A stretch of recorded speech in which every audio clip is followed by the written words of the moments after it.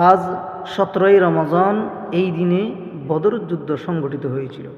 বদরের যুদ্ধ সংগঠিত হয়েছিল, নেতৃত্ব দিয়েছিলেন জনাব মুহাম্মদ রাসূলুল্লাহ সাল্লাল্লাহু আলাইহি ওয়াসাল্লাম।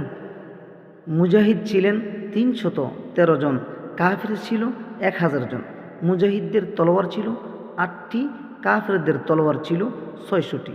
মুজাহিদদের উট ছিল 70টি, কাফিরদের ছিল 700টি।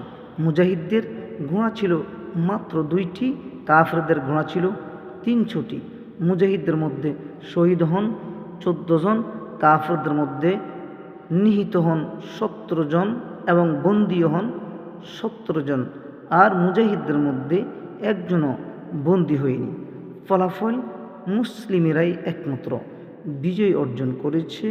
এজন্য তাদের মতো ঈমান যদি আমাদেরও হয়, ইব্রাহিমের মতো ঈমান যদিও হয়, এখনও ইনশাআল্লাহ আমরা যদি মুনাফিকি না করি, যে কোনো বিষয় মুসলিমেরা একমাত্র বিজয় অর্জন করবে ঈমান যদি মজবুত হয়।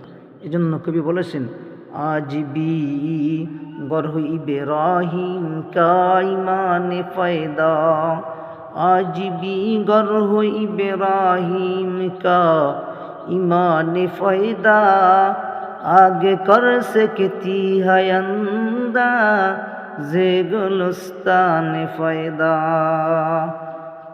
ঈমান যদি ইব্রাহিমের মতো হয়, আজকেও ইনশাল্লাহ আগুন আমাদের ফুলের বাগানে পরিণত হবে। আমাদের ঈমান দুর্বল, যার কারণে আমরা পরীক্ষায় পাশ করি না।